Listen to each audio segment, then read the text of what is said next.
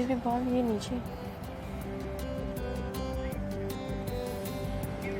नमस्कार, good morning, times on Bharat देख रहे हैं आप और आपके साथ मैं हूं दीपिका यादव। गुड मॉर्निंग, मैं हूं आपके साथ आपकी दोस्त प्रीति नेगी। तो स्टूडियो से बाहर बेहद अलग अंदाज में मैं और प्रीति आपके सामने हाजिर हैं देश और दुनिया की हर खबर आप तक पहुंचाने के लिए। इसलिए हम आपसे कह रहे हैं कि अगले 1 घंटे आपको हमारे साथ बने रहना है, क्योंकि उस बुलेटिन में हम आपको हर एक खबर दिखाते हैं। देश, दुनिया, राज्य, कहां पर क्या चल रहा है, हर एक अपडेट आपको इस बुलेटिन में मिलेगा।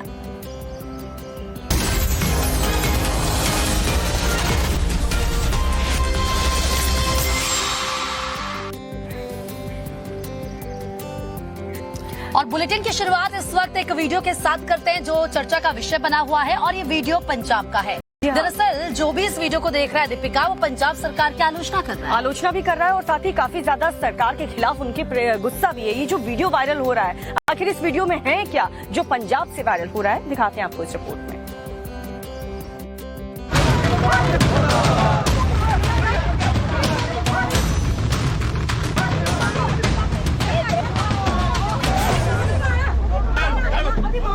पंजाब के गुरदासपुर में प्रदर्शनकारी महिला किसानों के साथ पुलिस के बदसलूकी का वीडियो जमकर वायरल हो रहा है।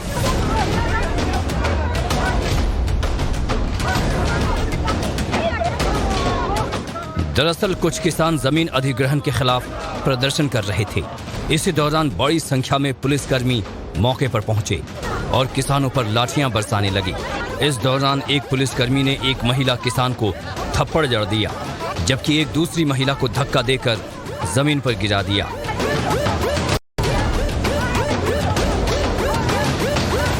पुलिस यही नहीं रुकी, बल्कि किसानों के साथ धक्का मुक्की भी की। इस दौरान एक किसान की पगड़ी भी उतर गई।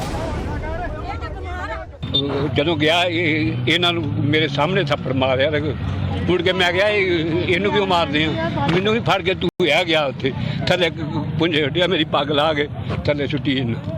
वीडियो सोशल मीडिया पर वायरल हो रहा है, जिसके बाद पंजाब पुलिस की कार्रवाई पर सवाल उठाए जा रहे हैं। पूरे मामले के तूल पकड़ने के बाद अब किसानों ने आरोपी पुलिसकर्मियों पर कार्रवाई की मांग की है। पीड़ित महिला लखविंदर कौर का एक बच्चा विकलांग है, जबकि पति हार्ट के पेशेंट हैं। ਤੇ ਬਾਅਦ ਚ ਮੈਂ ਜਦੋਂ ਮੈਂ ਇਦਾਂ ਵੇਖਿਆ ਵਾਪਸ ਤੇ ਉਹਨਾਂ ਨੂੰ ਥੱਲੇ ਸੁੱਟਿਆ ਹੋਇਆ ਪਰਨਾ ਤੇ ਜਿਹੜੀ ਉਹਨਾਂ ਦੀ ਪੱਗ ਸੀ ਉਹ ਪੈਰਾਂ 'ਚ ਸੀ ਤੇ ਮਤਲਬ ਉਹਨਾਂ ਨੂੰ ਕੁੱਟਣ ਮਾਰਨ। ਮੈਂ ਉਹਨਾਂ ਨੂੰ ਕਿਹਾ ਕਿਉਂ ਮਾਰੇ ਤੋਂ ਸਰ ਉਹ ਪੁਲਿਸ ਵਾਲੇ ਨੇ ਮੇਰੇ ਵੀ ਥੱਪੜ ਮਾਰਿਆ ਬਹੁਤ ਜ਼ੋਰ ਦੀ।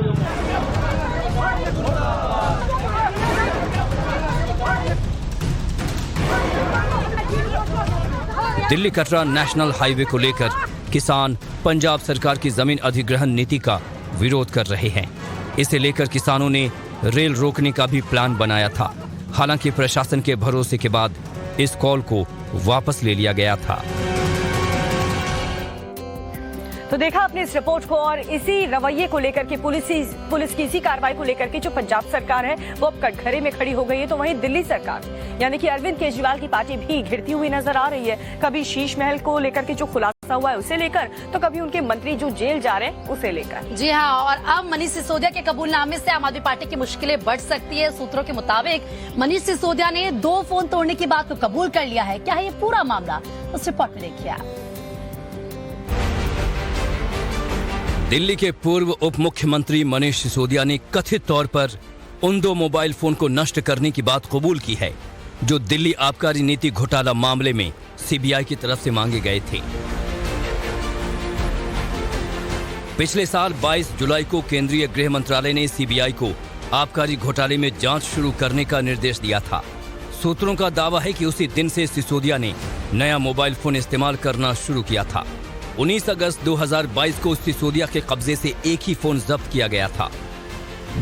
मामले की जांच के दौरान सीबीआई को पता चला कि सिसोदिया 1 जनवरी 2020 से 19 अगस्त 2022 के बीच 3 अलग अलग मोबाइल फोन का इस्तेमाल कर रहे थे। 19 अगस्त 2022 को सीबीआई ने तलाशी अभियान चलाया और सिसोदिया के कब्जे से एक ही फोन जब्त किया।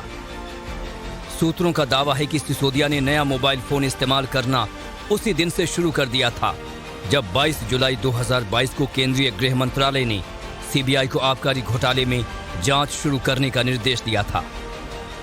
सीबीआई के मुताबिक मामले की जांच के दौरान पता चला कि सिसोदिया 1 जनवरी 2020 से 19 अगस्त 2022 के बीच 3 अलग अलग मोबाइल फोन का इस्तेमाल कर रहे थे।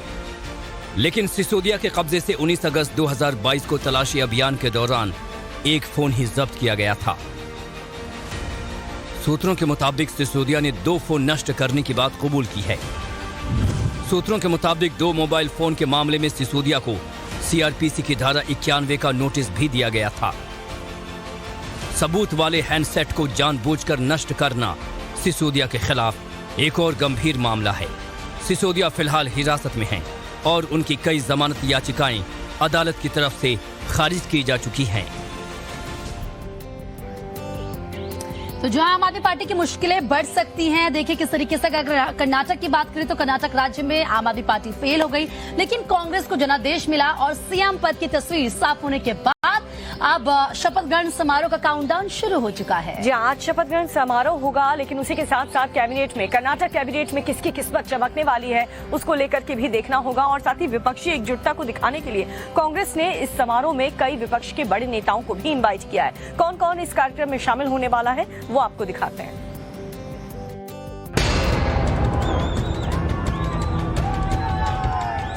कर्नाटक में सीएम पद को लेकर जो खींचतान चल रही थी, कांग्रेस आला कमान ने उस पर विराम लगा दिया है। सूत्रों के मुताबिक कर्नाटक में इस बार जो पावर शेयरिंग का फॉर्मूला तैयार हुआ है, उसके मुताबिक पहले 2.5 साल सिद्धारमैया और अगले 2.5 साल डीके शिवकुमार सीएम होंगे। कर्नाटक में सिद्धारमैया की लीडरशिप में 2024 का चुनाव लड़ा जाएगा। डीके शिवकुमार को कई अहम विभाग भी मिलेंगे। वहीं कर्नाटक गवर्नर ने शपथ के लिए 20 मई को दोपहर 12:30 बजे का समय दिया है। 20 मई को कई मंत्री भी शपथ ले सकते हैं। सूत्रों के मुताबिक कैबिनेट के नाम को फाइनल करने के लिए आज सिद्धारमैया और डीके शिवकुमार दिल्ली आ सकते हैं। कर्नाटक कैबिनेट के संभावित नामों की बात करें तो गुंडू राव, कृष्ण गौरा, एच.के. पाटिल मंत्री बन सकते हैं। वहीं रामालिंगा रेड्डी, बी.के. हरिप्रसाद का भी नाम लिस्ट में शामिल है। के.एच. मुनियप्पा, प्रियांक खड़गे मंत्री बनाए जा सकते हैं। एम.बी. पाटिल, के.जे. जॉर्ज, जी. परमेश्वर, रूपा शशिधर, ईश्वर खंडरे, जमीर अहमद मंत्री, तनवीर सेठ, लक्ष्मण सवादी मंत्री बन सकते हैं। कर्नाटक में 20 मई को होने वाले कांग्रेस सरकार के शपथ ग्रहण समारोह में कई प्रमुख विपक्षी नेता शामिल हो सकते हैं। हालांकि दिल्ली के मुख्यमंत्री केजरीवाल, तेलंगाना के मुख्यमंत्री चंद्रशेखर राव और बीएसपी प्रमुख मायावती को न्योता नहीं दिया गया है। कांग्रेस के सूत्रों ने बताया कि पश्चिम बंगाल की मुख्यमंत्री ममता बनर्जी, तमिलनाडु के मुख्यमंत्री एम.के. स्टालिन, बिहार के मुख्यमंत्री नीतीश कुमार, झारखंड के मुख्यमंत्री हेमंत सोरेन, सीपी प्रमुख शरद पवार, समाजवादी पार्टी के अध्यक्ष अखिलेश यादव, नेशनल कॉन्फ्रेंस के नेता फारूक अब्दुल्ला, बिहार के उप मुख्यमंत्री तेजस्वी यादव और उद्धव ठाकरे को आमंत्रित किया गया है। देश का नया संसद भवन, शानदार, बेहद खूबसूरत। नया भवन आत्मनिर्भर भारत का शानदार नमूना। रिकॉर्ड वक्त में पूरी गुणवत्ता के साथ काम पूरा।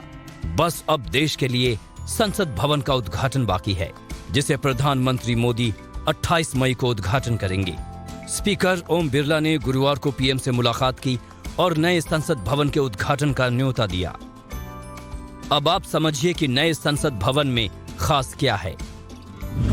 लोकसभा राज्यसभा के लिए 2 अलग अलग चेंबर, लोकसभा में 888 सदस्यों के बैठने की व्यवस्था, राज्यसभा में 384 सदस्यों के बैठने की व्यवस्था। संयुक्त सत्र का आयोजन लोकसभा चेंबर में होगा। एक साथ 1280 सांसद बैठने में सक्षम होंगे। यही खास बात है जो पुराने संसद भवन से नए संसद भवन को अलग बनाती है। उद्घाटन के दिन की खास बात यह है कि 28 मई को वीर सावरकर की जयंती भी है। और पीएम मोदी का एक सूत्रीय एजेंडा है विकास। और सिर्फ देश में ही नहीं बल्कि जब भी विदेश में भी प्रधानमंत्री दौरे पर जाते हैं तो वहां पर भी देश की साख को मजबूत करने के लिए लगातार डटे रहते हैं। और देखिए, आज से प्रधानमंत्री नरेंद्र मोदी 3 देशों की यात्रा पर है। कौन कौन से वो देश हैं और क्या है इस यात्रा का मकसद, और इसके अलावा किन किन हस्तियों से करेंगे प्रधानमंत्री मुलाकात, इस रिपोर्ट में देखिए आप।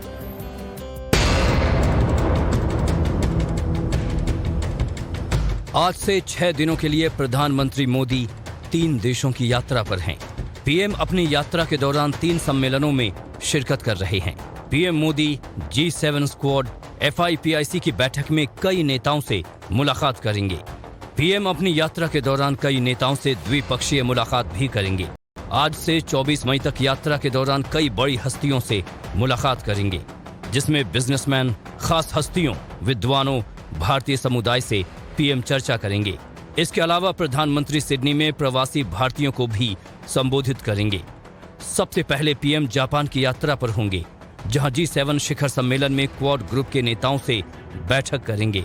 इस क्वाड ग्रुप में अमेरिकी राष्ट्रपति जो बाइडेन, जापानी पीएम फोमियो किशिदा, ऑस्ट्रेलियाई पीएम एंथनी अल्बनीज और प्रधानमंत्री नरेंद्र मोदी शामिल होंगे। हिरोशिमा में जापानी पीएम से मुलाकात के बाद पीएम महात्मा गांधी के प्रतिमा का भी अनावरण करेंगे।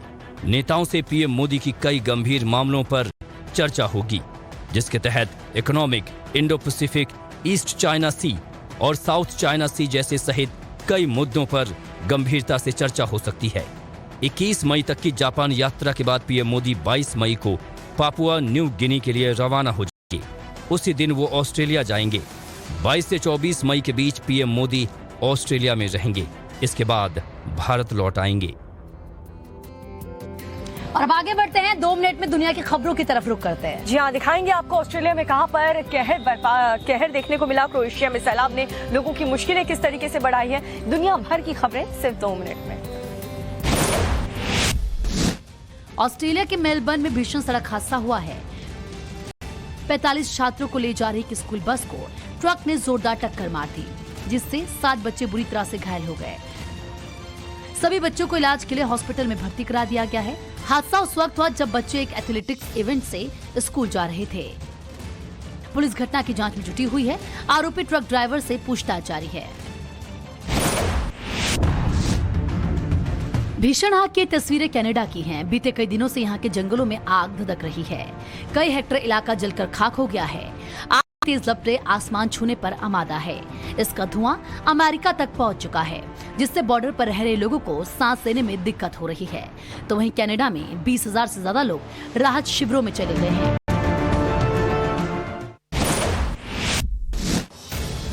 अमेरिका के पोर्टलैंड से भी भीषण आग का वीडियो सामने आया है। यहाँ पर एक बिल्डिंग को आग ने लपटों में ले लिया। काले धुएं का घना गुब्बार पूरे आसमान में फैल गया। हादसे में किसी के हताहत होने की खबर नहीं है। फायर फाइटर्स ने कड़ी मशक्कत के बाद आग पर काबू पाया। आग किस वजह से लगी, इसका पता अभी नहीं चल पाया है। भारी बारिश और जलभराव की तस्वीरें क्रोएशिया की हैं, जहां बारिश के पानी ने पूरे इलाके को डुबो दिया है। तस्वीरों में आप देख सकते हैं कि घरों की पहली मंजिल पूरी तरह से पानी में डूब गई है। लोगों को बचाने के लिए डिजास्टर टीम रेस्क्यू ऑपरेशन में जुटी हुई है। सेना को भी बचाव अभियान में लगाया गया है। रूस ने एक बार फिर से यूक्रेन पर हमले तेज कर दिए हैं। रूसी सेना ने राजधानी कीव में हवाई हमला किया है और रिहायशी इलाके को निशाना बनाया है। यूक्रेन ने रूस पर ड्रोन, क्रूज और बैलिस्टिक मिसाइल से कीव पर हमले का आरोप लगाया है, जिससे यूक्रेन को भारी नुकसान हुआ है।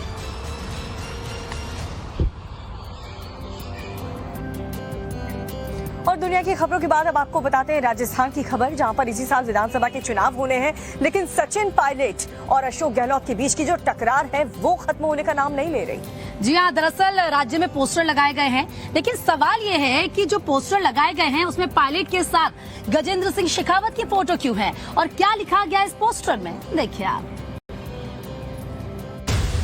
राजस्थान में गहलोत पायलट के बीच चल रहा सियासी बवाल थमने का नाम नहीं ले रहा। इसी बीच राजस्थान के जोधपुर में गहलोत समर्थकों की ओर से लगाए गए एक पोस्टर ने सियासी गलियारों में हड़कंप मचा दिया है। इस पोस्टर के जरिए केंद्रीय जल शक्ति मंत्री गजेंद्र सिंह शेखावत और पूर्व डिप्टी सीएम सचिन पायलट पर निशाना साधा गया है।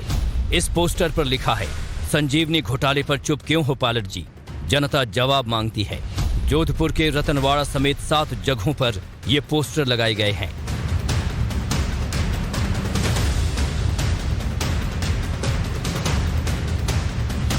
गहलोत समर्थकों के पायलट पर इस बड़े हमले ने फिर से राजस्थान की सियासत में उबाल ला दिया है। एक तरफ कांग्रेस आलाकमान गहलोत पायलट के बीच चल रहे सियासी बवाल को शांत करने की भरसक कोशिशों में जुटा है, तो दूसरी ओर गहलोत समर्थकों की ओर से लगाए गए पोस्टर ने आग में घी डालने का काम किया है। पोस्टर के जरिए गहलोत खेमे ने संजीवनी घोटाले के जरिए सचिन पायलट को घेरने की कोशिश की है। बता दें कि पायलट की जनसंघर्ष यात्रा के बाद गहलोत खेमे ने सचिन पायलट और उनके समर्थकों पर सियासी हमले तेज कर दिए हैं। देखिए, राजस्थान कांग्रेस की मुसीबतें कम होने का नाम नहीं ले रही है। तो वहीं अगर जोधपुर की बात करें तो जोधपुर में पाक विस्थापित हिंदू का घर तोड़ने पर अब कांग्रेस के ही नेता कांग्रेस को घेरने में जुट चुके हैं। जी हाँ, गहलोत कैबिनेट के एक जो मंत्री हैं उन्होंने बुलडोजर एक्शन की जिम्मेदारी अधिकारियों पर एक्शन लेने की बात भी कह डाली है। जैसलमेर में पाक विस्थापित हिंदू परिवारों के घरों पर बुलडोजर एक्शन पर राजस्थान की सियासत गर्मा गई है। विपक्ष के साथ साथ इस कार्रवाई का विरोध अब कांग्रेस के ही मंत्री कर रहे हैं।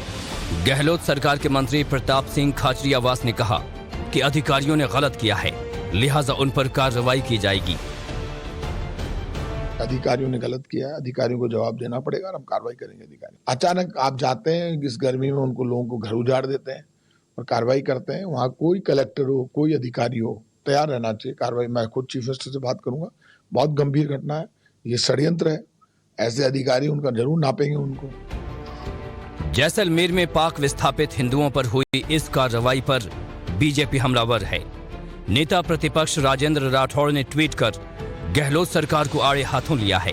ट्वीट में उन्होंने लिखा है कि जोधपुर के बाद अब जैसलमेर में पाकिस्तान से आए हिंदू शरणार्थियों के आशियानों को बुलडोजर से रौंदना कांग्रेस सरकार के क्रूर रवैये को दर्शा रहा है।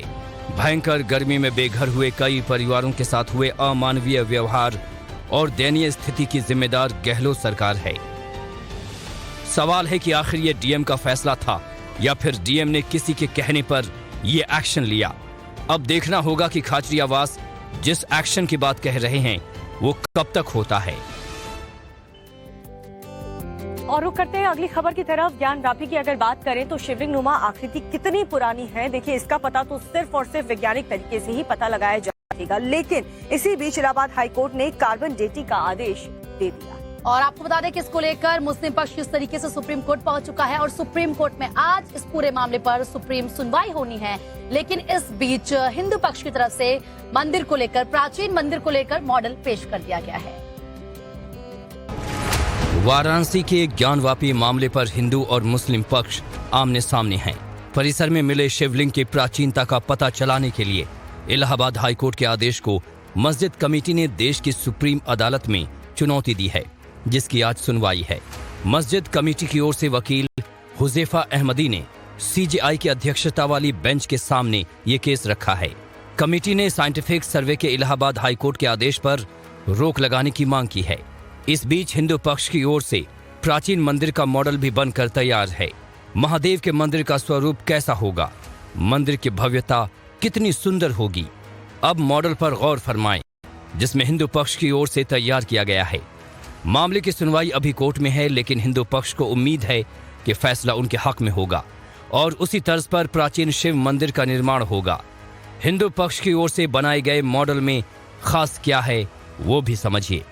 मंदिर की लंबाई चौड़ाई 128 फीट, मंदिर की ऊंचाई 128 फीट, 8 छोटे शिखर और बीच में बड़ा शिखर। तहखाने से मंदिर की दूरी 7 फीट। हिंदू पक्ष एक तरफ अदालती लड़ाई लड़ रहा है तो दूसरी ओर उसने मंदिर निर्माण की तैयारी भी तेज कर दी है। माना जा रहा है कि आने वाले दिनों में हिंदू पक्ष इसी मॉडल के साथ एक जन जागरण करेगी और इसी की तर्ज पर मंदिर का निर्माण होगा।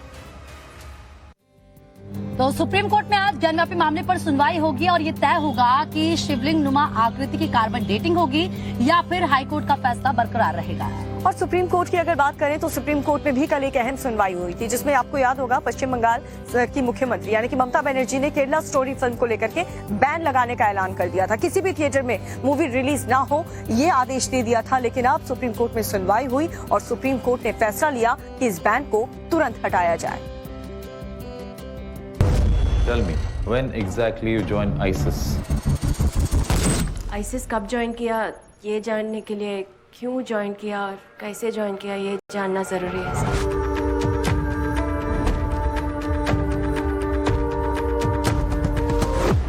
तमाम विवादों से घिरी द केरला स्टोरी का पश्चिम बंगाल में रिलीज होने का रास्ता साफ हो गया है। ले करीब लाओ, खानदान से जुदा करो।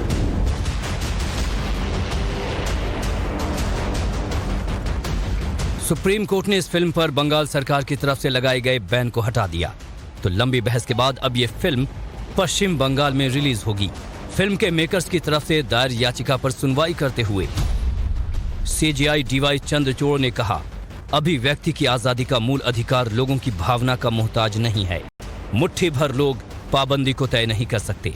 अगर किसी को फिल्म पसंद नहीं है तो वो ना देखें, पर कानून व्यवस्था बनाए रखना राज्य का दायित्व है। राज्य सरकार का बैन गैर वाजिब है। तो उधर सुप्रीम कोर्ट में दिए हलफनामे में पश्चिम बंगाल सरकार ने कहा था कि फिल्म द केरला स्टोरी फर्जी फैक्ट्स पर बेस्ड है और इसमें हेट स्पीच है जो सांप्रदायिक भावनाओं को आहत कर सकती है। इतना ही नहीं, खुद ममता दीदी बीजेपी पर इस फिल्म के जरिए केरल को बदनाम करने का आरोप लगा चुकी हैं। What is this Kerala Files? BJP is showing the Kerala Files a distorted stories. They came to Bengal also, and along with some distorted stories, the concocted stories, they are preparing a films, Bengal Files. If they can prepare the Kashmir Files to condemn the Kashmiri people, now they defame the Kerala also. तो उधर शुभेंदु अधिकारी ने supreme court के फैसले का स्वागत करते हुए केरल स्टोरी को जागरूक करने वाली फिल्म बताया है। This is the global agenda. हमारे एक्स चीफ मिनिस्टर ने बोला है कि अगले 20 साल में केरला इस्लामिक स्टेट बन जाएगा।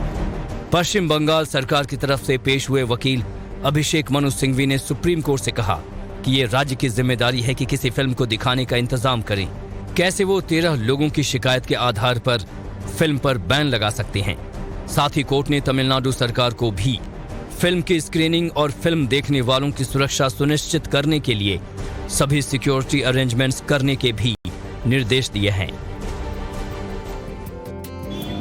तो बंगाल सरकार को तो सुप्रीम कोर्ट से झटका लगा और जो फिल्म के निर्माता हैं उन्हें राहत मिली, लेकिन बिहार सरकार को भी सुप्रीम कोर्ट से एक झटका लगा है। देखिए, जातीय जनगणना के मसले पर किस तरीके से सुप्रीम कोर्ट ने पटना हाईकोर्ट के आदेश पर रोक लगाने से इनकार कर दिया।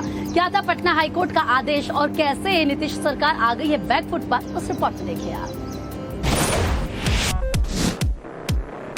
सोशल मीडिया पर यह वीडियो तेजी से धूम मचा रहा है।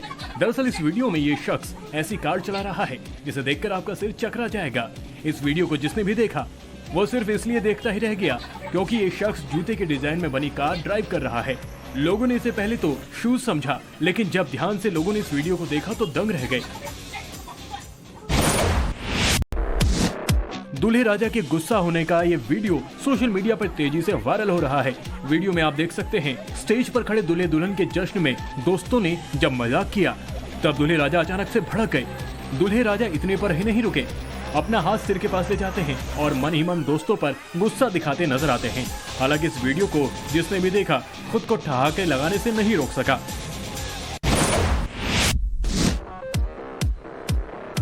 सोशल मीडिया पर वायरल इस वीडियो को देखिए, आप लोटपोट हो जाएंगे।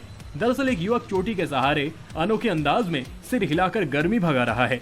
तपती गर्मी से बचने के जुगाड़ का ये वीडियो जिसने भी देखा शख्स का मुरीद हो गया। हालांकि यूजर्स इस वीडियो पर जमकर चटकारे ले रहे हैं, तो वहीं कुछ लोग गर्मी भगाने के जुगाड़ की जमकर तारीफ कर रहे हैं।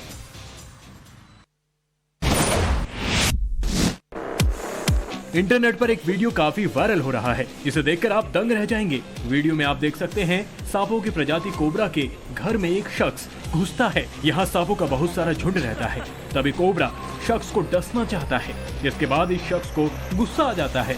शख्स अपने हाथ से सांप के फन पर प्रहार करता है और सांप शांत हो जाता है।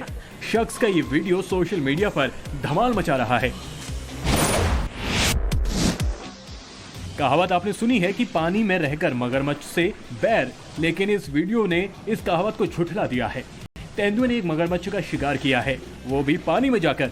दरअसल तेंदुए को प्यास लगी थी और पानी पीने के लिए यहाँ पहुँच गया था, लेकिन मगरमच्छ ने इस पर झपट्टा मार दिया। तभी तेंदुए ने फुर्ती से अपने जबड़े में मगरमच्छ को पकड़ लिया।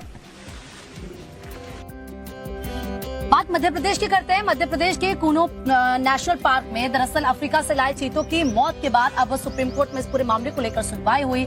सुप्रीम कोर्ट ने इस पूरे मामले को लेकर चिंता जताई और कहा कि जल्द से जल्द कुछ कदम उठाए जाए, क्योंकि ये चिंता का विषय है। जी हाँ, चीतों की मौत क्यों हो रही है, इस पर सरकार ने कोर्ट को जानकारी दी है।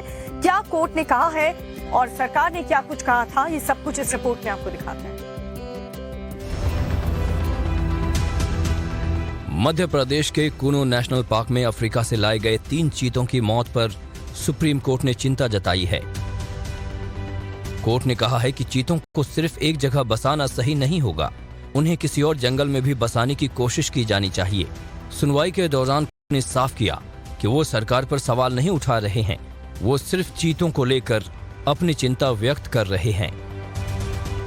सुप्रीम कोर्ट ने सुनवाई के दौरान टिप्पणी करते हुए कहा कि केंद्र सरकार को राजनीति से ऊपर उठकर सोचना चाहिए।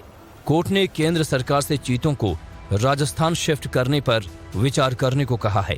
कोर्ट ने कहा कि राजस्थान में विपक्षी पार्टी का शासन है, इसका मतलब ये नहीं है कि आप इस पर विचार नहीं करेंगे।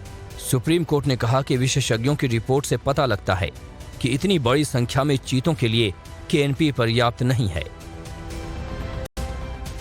वहीं सरकार की तरफ से कोर्ट को बताया गया कि चीतों की मौत की जांच जारी है।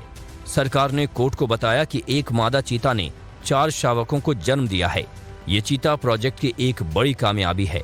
कोर्ट को दी गई जानकारी में बताया गया है कि एक चीते की मौत बीमारी से हुई, बाकी चीतों की मौत आपसी लड़ाई के चलते हुई है। केंद्र सरकार ने कहा है कि टास्क फोर्स के किसी भी अधिकारी के पास चीता प्रबंधन का कोई अनुभव नहीं है, क्योंकि चीता 1947-48 में देश से विलुप्त हो गया था।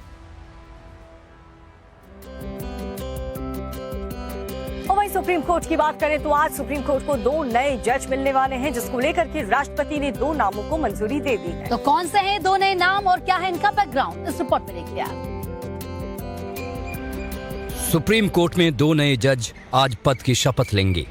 राष्ट्रपति द्रौपदी मुर्मू ने आंध्र प्रदेश हाईकोर्ट के मुख्य न्यायाधीश प्रशांत कुमार मिश्रा और वरिष्ठ अधिवक्ता के वेंकटरमण विश्वनाथ को सुप्रीम कोर्ट का न्यायाधीश नियुक्त किया है।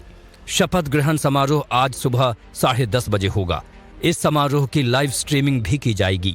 दरअसल मंगलवार को सुप्रीम कोर्ट कॉलेजियम ने आंध्र प्रदेश हाई कोर्ट के चीफ जस्टिस प्रशांत कुमार मिश्रा और सुप्रीम कोर्ट के वरिष्ठ वकील केवी विश्वनाथन को सुप्रीम कोर्ट जज के रूप में नियुक्त करने के लिए केंद्र से सिफारिश की थी।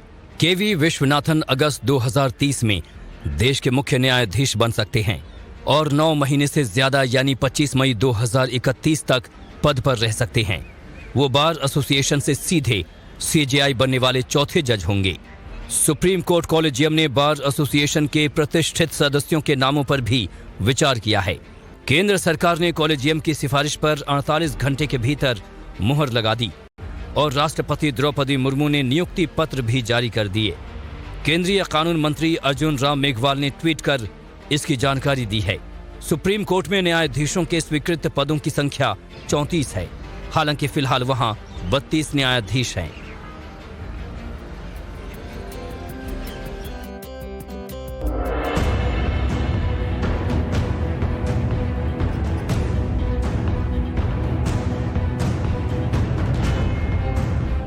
अस्पताल में अफरा तफरी मची है, माहौल चीख पुकार का है।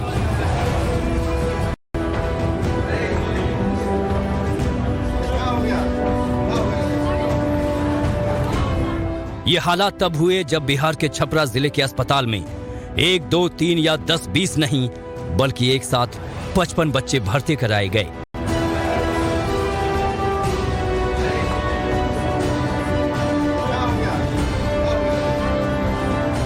छपरा के डुमरी में सरकारी विद्यालय में मिड डे मील खाते ही अचानक 55 बच्चे बीमार पड़ गए। बच्चों की हालत बिगड़ता देख स्कूल प्रशासन उन्हें अस्पताल लेकर पहुंचा। साथ ही स्कूलों में बच्चों को दिए गए खाने की जांच कराई गई तो सामने आया कि मिड डे मील में अधमरी छिपकली होने से स्कूली बच्चों की हालत बिगड़ी।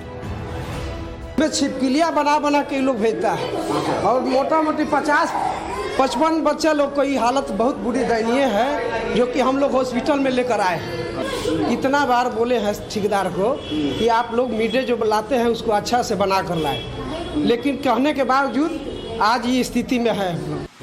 मामला सामने आते ही छपरा सदर एसडीएम संजय कुमार भी अस्पताल पहुंचे और परिजनों से मिलकर बीमार बच्चों का हाल जाना। अभी देखिए कुल 35 बच्चे यहाँ एडमिट हैं और यहाँ के जितने पेडियाट्रिशियन हैं और डॉक्टर हैं और सारे स्टाफ हैं पूरी तरह लगे हुए हैं उनके इलाज में और अभी तक डॉक्टरों के द्वारा बताया जा रहा है कि स्थिति सामान्य है। स्कूल में बच्चों को दिया जाने वाला मिड डे मील एक एनजीओ की तरफ से दिया जाता है, जिसको लेकर पिछले कई दिनों से शिकायतें सामने आ रही थी, जिसके बाद स्कूल के प्रिंसिपल ने पूरे मामले की जांच की बात कही है। खाना में छिपकली निकल गया। छिपकली मिला है? अच्छा, कौन एनजीओ सप्लाई कर रहा है अभी आपको? कृष्णा जी बिशनपुरा के। एक दिन उनको हिदायत दिया जाता था कि देखिए खाना है और हम लोग बहुत सावधानी से खाना को लेते थे, लेकिन अचानक ऐसा ये हो गया कि चावल में ही प्राप्त हुआ है। फिलहाल सभी बच्चे खतरे से बाहर हैं। और चलिए अब बुलेटिन में बात करेंगे हमारे बेहद खास सेगमेंट योगा की। तो दीपिका, आज तुम और सोनम क्या सिखाने वाली हो? देखिए प्रीति, हमें लगता है कि हम जो ब्रीदिंग ले रहे हैं, जो सांस ले रहे हैं, वो बहुत सही है, यही सही तरीका है, लेकिन ऐसा नहीं होता। सही सांस लेने का यानी कि सही तरीके से सांस लेने का भी एक अच्छा तरीका होता है। ब्रीदिंग इशू से जुड़ी हर एक प्रॉब्लम का सोल्यूशन आज के इस खास सेगमेंट में देखिए। तो नमस्कार, फिट इंडिया के सुपर हिट बुलेटिन के इस बेहद खास सेगमेंट में एक बार फिर से आप सभी का स्वागत है। आपके साथ मैं दीपिका यादव और सोनम हमारे साथ जुड़ चुकी हैं, जो कि आज बताएंगी ब्रीदिंग इश्यूज के बारे में, उससे जुड़ी जितनी भी प्रॉब्लम्स आम जनता फेस कर रही हैं उसके इलाज के बारे में सोनम से हम जानेंगे। सोनम, तो दीपिका, आपने देखा होगा आजकल लोगों को ब्रीदिंग इशू काफी हो रखा है और आपने देखा होगा कोरोना के बाद ये और भी बढ़ गया है। और साथ साथ अगर आप दिल्ली में रहते हैं या फिर किसी भी आप मेट्रो सिटी में रहते हैं तो आप देखिए प्रदूषण के कारण ब्रीदिंग में काफी प्रॉब्लम आता है। तो चलिए आज शुरू करते हैं ब्रीदिंग इशू के बारे में कुछ नए योगासन। योगिनी सोनम से हम सीखते हैं, आप भी हमारे साथ शुरू करिए। तो चलिए भुजंग आसन करते हैं, जिससे आपका लंग कैपेसिटी बढ़ेगा, ब्रीदिंग में भी काफी हेल्प मिलेगा। चलिए लेट जाते हैं योगा मैट पे पेट के बल। लेट तो जाते हैं, फिर तुम उसके बाद जो बताती हो ना वो बहुत मुश्किल भरा होता है। तो मैंने दीपिका को ऑलरेडी प्रिपेयर कर दिया है थोड़ा स्ट्रेचिंग करवा के। तो दीपिका, कल आपको कैसा लगा योगासन करके? मुझसे तो ना ही पूछो सोनम, मन कर रहा था सोनम का फोन ही ना उठाऊं, इतना ज्यादा बॉडी पेन। और अगर आपने भी कल हमारे साथ पहली बार योग किया है तो आपको भी जरूर बॉडी पेन होगा, तो उसके लिए क्या करें सोनम? तो देखिए ये बहुत ही नॉर्मल है, आप पहली बार योगासन करेंगे या कोई भी एक्सरसाइज करेंगे आपको पेन तो होगा ही, आपकी मसल्स हैं जो खुल रही हैं। तो इसी प्रॉब्लम को ध्यान रखते हुए आज मैंने एपिसोड के पहले दीपिका को प्रिपेयर कर दिया। दीपिका, आपने स्ट्रेचिंग कर लिया, आपको सही लग रहा है? स्ट्रेचिंग कर ली है। आप लोग भी अपने घर पर जरूर स्ट्रेच करें, क्योंकि दिन ब दिन हम जैसे जैसे योगा के अलग अलग आसन करते जाएंगे, हो सकता है कि बॉडी के अलग अलग पार्ट्स में सोनम हमें दर्द जरूर देगी। आज हम क्या करने वाले उसकी शुरुआत करते हैं। चलिए, तो दीपिका हम लोग पेट के बल इस पे लेट जाते हैं योगा मैट पे। आइए इस तरह, इस तरह। यस। तो ध्यान रखिए आपके हाथ आपके कंधे के बगल में होने चाहिए और आपके एल्बो आपके शरीर के साथ, आपके दोनों पैर जुड़े हुए और आपका लोअर बॉडी टाइट होना चाहिए। आप सांस लेते हुए अपने कंधों को घुमाइए और जितना आपसे हो सके अपने शरीर को ऊपर की तरफ खींचे। अगर आपकी कैपेसिटी या क्षमता इतनी है आप इतने पे ही रहे। दीपिका, अपने एल्बो थोड़े बेंड कर लीजिए। हाँ जी। तो आप कोशिश करें कि ज़्यादा से ज़्यादा आपका थोरेसिक या चेस्ट एरिया ऊपर जाए और सांस लेते हुए ऊपर जाए।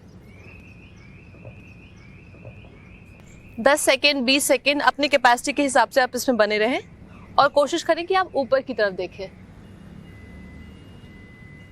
आप सांस छोड़ते हुए आप धीरे धीरे नीचे आ जाएं और अपने हाथों को भी रिलैक्स कर लें। चलिए, अब हो जाए। तो आई होप आप लोगों ने भी हमारे साथ योग किया होगा। अब तो दीपिका भी हमें देखते नहीं है, साथ में योगासन करती हैं। No other option. सेहत बनानी है, आपको भी फिट रहना है, अपनी ब्रीदिंग को ठीक करना है, अपने शरीर की जितनी भी बीमारियां हैं उन्हें भगाना है, तो हमारे साथ योग जरूर करना होगा।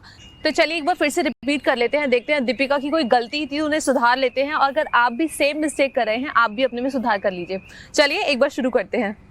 पहले उल्टे होके लेट जाए। यस, ठीक है। देखिए इस आसन में सबसे इम्पोर्टेंट बात है कि आपके हाथ आपके चेस्ट के बगल में रहे। आपको अपने कंधों को घुमाना है और ज़्यादा से ज़्यादा शरीर के ऊपर यानी आपके अपर बॉडी को ऊपर लेकर जाना है। अब देखिए दीपिका जो गलती कर रही हैं, आपको अपने एल्बोज को मोड़ना है ताकि आपके कंधे पीछे जाए और आपके चेस्ट का एरिया ऊपर जाए। इससे ही आपकी लंग कैपेसिटी बढ़ेगी और आपके दोनों पैर साथ में जुड़े हों। तो ये सब गलतियाँ आपको नहीं करनी है। दीपिका ऊपर देखिए, अपनी ब्रीदिंग को नॉर्मल रखें और आसना को एंजॉय भी कीजिए। बिल्कुल। अब सांस छोड़ते हुए वापस आ जाए। अपने दोनों हाथों को सीधा कर ले और अपने शरीर को रिलैक्स करें। आपको कम से कम 3 से 4 बार इस आसन को रिपीट करना है। ध्यान रहे, सिर्फ एक बार तो आपको पता लगेगा कि आसन करते कैसे हैं। जब आप उसको रिपीट करना शुरू करेंगे तब आपको धीरे धीरे इसके फायदे मिलने लगेंगे। फायदे धीरे धीरे मिलेंगे और आप ये भी सोचिए कि ये जो प्रोसेस है वो रातों रात नहीं होगा। धीरे धीरे आप भी इस हर एक योगासन को आराम से कर पाएंगे और देखेंगे कि आप अपने आप को कितना लाइट महसूस कर रहे हैं और जिंदगी खुलकर जी रहे हैं। और जब आप बीमार नहीं होते तो एक अलग ही खुशी महसूस होती है। चलिए अभी दूसरा आसन करते हैं। दूसरा आसन भी हमारे लंग्स के लिए काफी अच्छा है। इसको बोलते हैं ऊष्टासन यानी कैमल पोज, यानी आपका शरीर कैमल की तरह ऊंचाई लेगा। देखिए, चल साथ में करते हैं आसन। अपने योगा मैट पे इस तरह आ जाइए। अब आपके दोनों हाथ आपके एड़ियों पर आ जाएंगे। तो जैसे हमने पिछले आसन में अपने कंधे घुमाए थे, ठीक उसी तरह अपने कंधों को पीछे लेकर जाएं। अपने शरीर को ऊपर उठाएं और आगे की तरफ धकेलें। कोशिश करें कि आपका कंधे और पीछे जाए और सोना मुझसे नहीं हो रहा। आप एक बार मुझे देख लीजिए, उसके बाद आप रिपीट कर लेना। हम यहाँ पर बैठे हैं, आपके दोनों हाथ आपके एड़ियों पर गए। आपको एड़ियों का जैसे नजर उतारते हैं। बिल्कुल।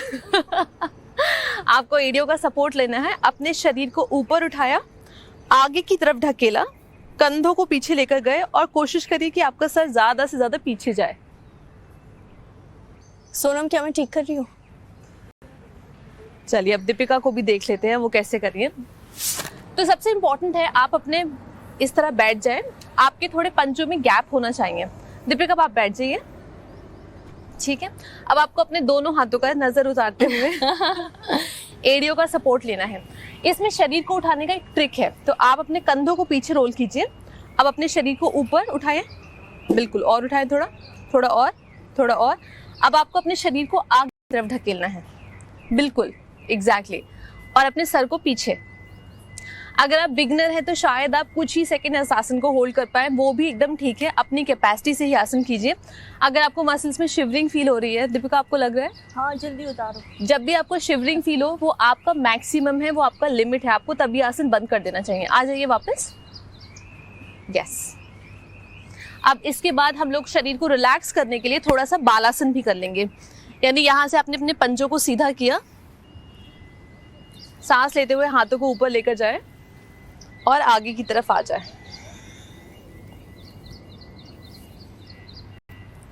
देखिए, अभी आपका स्पाइन पीछे की तरफ मुड़ा था। अभी अपने आपको स्पाइन को काउंटर पोज भी देना है, इसीलिए आपको अपने स्पाइन को आगे लेकर जाना है और धीरे धीरे इसमें रिलैक्स करें। आपको रिलैक्सेशन लगा बालासन में? बहुत अच्छी एक्सरसाइज थी और इसे आप डेली करेंगे तो बहुत अच्छा आप भी फील करेंगे। इसके अलावा और कौन सी एक्सरसाइज है जिसकी वजह से हम ब्रीदिंग, हमें लग रहा है कि हम बहुत अच्छे से ब्रीथ कर रहे हैं अपने डेली लाइफ में, लेकिन ऐसा होता नहीं है, कुछ मिसिंग होता है? ये सोना, देखिए, हमने अक्सर देखा है हम लोग गलत तरीके से ब्रीदिंग करते हैं। अगर आप किसी छोटे बच्चों को देखेंगे तो जब भी वो सो रहे होते हैं, वो नींद में होते हैं, जब भी वो सांस लेते हैं उनका पेट फूलता है और जब वो सांस छोड़ते हैं उनका पेट अंदर की तरफ जाता है। मगर अब हम इसका एकदम उल्टा करते हैं। अगर आपसे बन पाए तो आप क्रॉस लेग कर लें या फिर पद्मासन कर लें। ठीक है, अब हाथों को आप आराम से अपने घुटने पे रख लीजिए। तो इसको बोलते हैं पॉट बेली ब्रीथिंग, यानी आपका पेट एक पॉट की तरह हो जाएगा। आपको सिर्फ आंखें बंद करनी है, ज़्यादा से ज़्यादा गहरी सांस लेनी है और जब आप सांस लेंगे आप ध्यान रखिए कि आपका पेट बाहर की तरफ जाए। 2 या 3 सेकेंड आप अपनी ब्रेथ को होल्ड करके देखें, उसके बाद आप सांस छोड़ दें और आपका पेट अंदर की तरफ चला जाए। तो शुरू करें दीपिका? आप अपनी आंखें बंद कर लीजिए, अपने शरीर को रिलैक्स कीजिए, एक गहरी लंबी सांस लीजिए, 2 या 3 सेकेंड होल्ड करिए। ध्यान रहे आपको जबरदस्ती नहीं करनी है, जितना आपसे नेचुरली होल्ड हो पाए। 2-3 सेकेंड एक अच्छा टाइम है शुरू करने के लिए। और अब आप धीरे धीरे अपनी आंखें खोल लीजिए। कैसा लगा आपको प्राणायाम करके? बहुत अच्छा फील हो रहा है, बहुत अच्छा। ये रोज करना चाहिए। एक्चुअली थोड़ी शांति महसूस हो रही है आपको? बहुत शांति, बहुत रिलैक्स। आपके आसपास इतनी हलचल होती है, घर में इतने कलेश होते हैं। योगा करिए, अपने आप को शांत रखिए, गुस्सा भी आपको कम आएगा, मन भी आपका खुश रहेगा और एक अच्छी सी जिंदगी आप जिएंगे। तो आज के लिए फिलहाल इतना ही। हमने देखा ब्रीदिंग इश्यूज के बारे में, किस तरीके से हम सोचते हैं कि ये कोई प्रॉब्लम है ही नहीं। हमें लग रहा है कि हम बहुत अच्छी तरीके से सांस ले रहे हैं, लेकिन ऐसा नहीं है। इसको देखते हुए आपको सही ढंग से एक्सरसाइज करनी होगी, योगा प्रैक्टिस करना होगा और कल फिर मेरे और सोनम के साथ मुलाकात होगी। आज के लिए फिलहाल इतना ही।